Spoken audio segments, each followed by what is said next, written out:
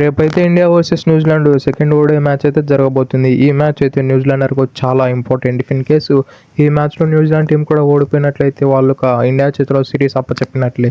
లేదంటే if in case ఈ match కూడా గెలిచినట్లయితే థర్డ్ మ్యాచ్ అయితే చాలా ఇంట్రెస్టింగ్గా ఉండబోతుంది.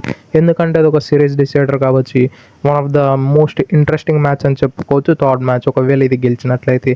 ఇక వీళ్ళిద్దరి మధ్యన హెడ్ టు హెడ్ స్టాట్స్ విషయానికి వస్తే ఇప్పటివరకు 121 ఓడే మ్యాచెస్లో పార్టిసిపేట్ చేయగా అందులో ఇండియా అయితే 63 గెలిచి న్యూజిలాండ్ అయితే 50 గెలిచింది. అందులో 7 అయితే డ్రాగా మిగిలిపోయాయి, ఒకటైతే నో రిజల్ట్గా మిగిలిపోయింది. ఇప్పటివరకు చూసిన హెడ్ టు హెడ్ స్టాట్స్ ప్రకారం అయితే మన ఇండియాను ప్యూర్లీ డామినేట్ చేస్తూ పడేసింది. కానీ న్యూజిలాండ్ ఆఫ్ ద ఫీల్డ్ కూడా అది గట్టి పోటీ అయితే అందించింది. వాళ్ళు ఆన్ ద పేపర్ ఉన్న టీంతో అయితే చూసినట్లయితే ఇంత గట్టి పోటీ ఇవ్వలేదు. కానీ ఫస్ట్ మ్యాచ్లో చూసుకున్నట్లయితే ఆన్ ద పేపర్ చూసిన స్క్వాడ్ కన్నా చాలా బలంగా అయితే కనిపించింది న్యూజిలాండ్ టీం. ఆఫ్ కోర్స్ మన ఇండియాని లాస్ట్ వరకు ఆల్మోస్ట్ లాస్ట్ 6 బాల్ వరకు లాస్ట్ 49th ఓవర్ వరకు మ్యాచ్ని అయితే తీసుకెళ్లారంటే one of the best bowling అయితే కనపరిచారు. ఆఫ్ కోర్స్ వాళ్ళ బ్యాటింగ్ కూడా చాలా మంచిగా చేసి వన్ ఆఫ్ ద బిగ్గెస్ట్ టార్గెట్ని అయితే సెటప్ చేశారు. ఏకంగా 300+ రన్స్ ఎప్పుడైతే కొట్టారో అదైతే ఒక సైకలాజికల్ ఇంపాక్ట్ అయితే చూపించింది మన ఇండియన్ ప్లేయర్స్ పై. రేపు అయితే రాజ్కోట్లో అయితే మ్యాచ్ జరగబోతుంది. ఇక్కడైతే one of the most batting friendly pitches అని చెప్పుకోవచ్చు. ఈ స్టేడియంలో అయితే ఇప్పటివరకు 3 ఓడే మ్యాచెస్ జరుగుతాయి. అందులో 3 ఓడే మ్యాచెస్లో 300+ నెలకొల్పారు. అందులో 3 మ్యాచెస్ ఫస్ట్ బ్యాటింగ్ చేసిన టీమే గెలిచింది. If in case first batting చేసిన టీం అంత బ్యాటింగ్ ఫ్రెండ్లీ పిచ్చెస్లో ఆడినప్పుడు డెఫినెట్లీ ఒక 300, 350 ఆర్ 400కి అయితే ఏం చేస్తారు.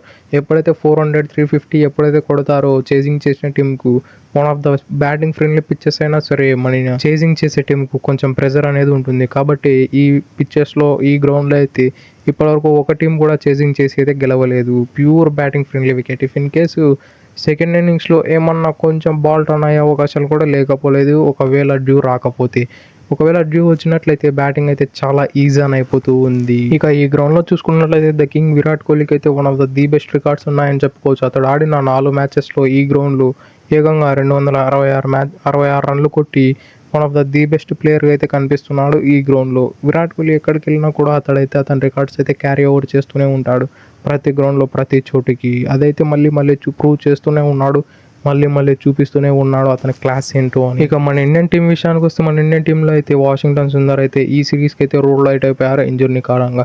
ఇతని ప్లేస్లో అయితే ఆయుష్ బదోని తీసుకొచ్చారు. కానీ ప్లేయింగ్ లెవెన్లో మోస్ట్ లైక్లీ నితీష్ కుమార్ రెడ్డిని ఆడించే అవకాశాలు ఉన్నాయి. ఆయుష్ బదోనిని నాకు తెలిసినంత వరకు డెబ్యూ చేయించకపోవచ్చు, ఎందుకంటే అతడు ఒక ప్యూర్ బ్యాటర్, అలానే యంగ్స్టర్ని తీసుకోకపోవచ్చు.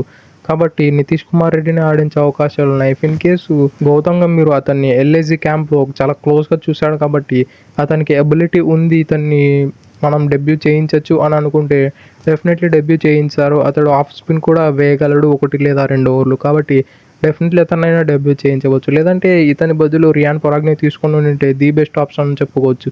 ఎందుకంటే అతడు బ్యాటింగ్తో చాలా పవర్ హిట్టింగ్ చేస్తాడు, అలానే బౌల్తో కూడా ది బెస్ట్ బౌలింగ్ అయితే కనపరుస్తూ ఉంటాడు. అతడు ఎప్పుడైతే శ్రీలంకకు వచ్చాడో ఓడే సిరీస్ కోసం అతడు 3 ఓడే మ్యాచెస్లో ఐ థింక్ 4-5 వికెట్లేమో తీసి పడేశాడు. అంత మంచి క్లాసిక్ బౌలింగ్ కూడా కనపరచగలుగుతాడు. కాబట్టి ఆయుష్ బదోని ప్లేస్లో రియాన్ పరాగ్ని తీసుకుంటే ఉండేదేమో. ఇంకా మన ఇండియా అయితే లాస్ట్ మ్యాచ్లో అయితే చాలా మంచిగా పర్ఫామ్ చేసింది. With the bat, with the ball, you name it, ప్రతి దాంతో అంత మంచిగా అయితే కనపరిచింది. ఈవెన్ ఫీల్డింగ్లో కూడా పర్లేదు అన్నట్లయితే అనిపించింది. అఫ్ కోర్స్ ఇనిషియల్లో అయితే కొన్ని ఛాన్సెస్ అయితే డ్రాప్ చేశారు. ఆ తర్వాత అయితే చాలా మంచిగా ఫీల్డింగ్ కూడా గ్రాప్ చేసి చాలా మంచిగా అయితే పర్ఫామ్ చేశారు. మెయిన్లీ విరాట్ కోహ్లీ తన ఫామ్ని అయితే ఎక్కడ కానీ వదలకుండా అద్భుతమైన బ్యాటింగ్ అయితే చేస్తున్నాడు. లాస్ట్ 5 ఇన్నింగ్స్ నన్ను చూసినట్లయితే అతడు ఎక్కడ కానీ సింగిల్ డిజిట్కి అయితే అవుట్ కాలేదు. అది ప్రతి డబుల్ డిజిట్ అతడు 50+ డబుల్ డిజిట్స్ స్కోర్ చేస్తూ వస్తున్నాడు. అసలు ఏమన్నా బ్యాటింగ్ అని చెప్పుకోవచ్చా. లాస్ట్ 3 మ్యాచెస్లో అయితే సౌత్ ఆఫ్రికా జరిగిన సిరీస్లో ఆల్మోస్ట్ 2 సెంచరీలు, ఒక 63+ అయితే కొట్టాడు. ఈవెన్ లాస్ట్ సిరీస్ ఆస్ట్రేలియాలో జరిగినప్పుడు సిడ్నీ వేదికగా కూడా 70+ కొట్టాడు. ఈవెన్ లాస్ట్ మ్యాచ్లో చూసుకున్న 93+ రన్స్ కొట్టి అతని ఫామ్ ఏంటో, అతని లెగసీ ఏందో అతడైతే చూపిస్తూ వస్తున్నాడు. If in case Virat Kohli అదే యొక్క ఫామ్ని, అదే ఈ గ్రౌండ్లో ఉన్న అతనికి మంచి రికార్డ్స్ని అన్నీ అతడు మళ్ళీ క్యారీ ఓవర్ చేస్తూ ఒక సెంచరీ కూడా కొట్టినట్లయితే అతడు న్యూజిలాండ్ పైన ఎక్కువ సెంచరీలు కొట్టిన ఏకైక బ్యాటర్గా మిగులుతాడు మన ఇండియా తరపు నుంచి. ఇతనికి ముందైతే ఇప్పుడు ప్రస్తుతం అయితే వీరేంద్ర సెహ్వాగ్ ఏకంగా 7 సెంచరీలు కొట్టి న్యూజిలాండ్ పైన ఎక్కువ సెంచరీ కొట్టిన ఇండియన్ ప్లేయర్గా అయితే నిలిచి ఉన్నాడు. If in case Virat Kohli ఒక సెంచరీ కొడితే డెఫినెట్లీ 8 సెంచరీలు కొట్టి ఇండియా తరపున న్యూజిలాండ్ అగైనెస్ట్ ఎక్కువ సెంచరీలు కొట్టిన ప్లేయర్గా అయితే నిలబడతాడు ఓడే ఫార్మాట్లో. ఇక న్యూజిలాండ్ విషయానికి వస్తే ఈవెన్ న్యూజిలాండ్ కూడా చాలా మంచిగా పర్ఫామ్ చేసింది. మనం అనుకున్న దానికన్నా చాలా మంచి పర్ఫార్మెన్స్ అందించింది.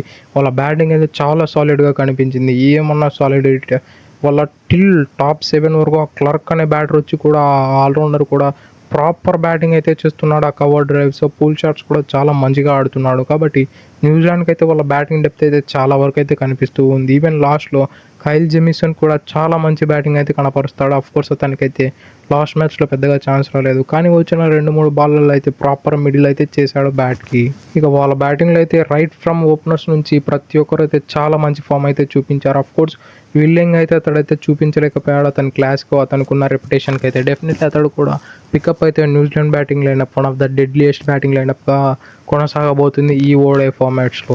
ఇక న్యూజిలాండ్ బౌలింగ్ విషయానికి వస్తే న్యూజిలాండ్ బౌలింగ్లో అయితే కంప్లీట్ ఇన్ఎక్స్పీరియన్స్ అయితే కనపడుతుంది. అసలు చాలా ఇన్ఎక్స్పీరియన్స్ కనపడుతుంది. ఒక్క కైల్ జెమిసన్ తప్పదే వాళ్ళ సైడ్ నుంచి ఎవరు కానీ చాలా మంచి బౌలింగ్ చాలా కన్సిస్టెన్సీగా అయితే ఎవరు వేయడం లేదు. ఒక కైల్ జెమిసన్ 4 వికెట్లు తీశాడు. అతని మినహాయిస్తే ఎవరే కానీ అంత మంచి బౌలింగ్ అయితే కనిపించలేదు న్యూజిలాండ్ తరపు నుంచి. ఇఫ్ ఇన్ కేస్ వాళ్ళు ఏమైనా చేంజెస్ చేయాలి అని అనుకుంటే బౌలింగ్ లైనప్లో మైకెల్ రే అని ఒక ఫాస్ట్ బౌలర్ ఉన్నాడు. అతడైతే రీసెంట్గా జరిగిన న్యూజిలాండ్ వర్సెస్ వెస్టిండీస్ టెస్ట్ మ్యాచెస్లో అయితే పర్లేదు అన్న బౌలింగ్ పర్ఫార్మెన్స్ అయితే అందించాడు. ఒకవేళ ఏమైనా చేంజెస్ చేయాలి అని అనుకుంటే అతన్ని తీసుకొచ్చే అవకాశాలు ఉన్నాయి క్రిస్ క్లార్క్ అనే ప్లేస్లో అయితే. That's it for today. ఇలాంటి మరిన్నో వీడియోల కోసం మన ఛానల్ సబ్స్క్రైబ్ చేసి డైలీ ఫాలో కండి. Thank you for it. Have a nice day.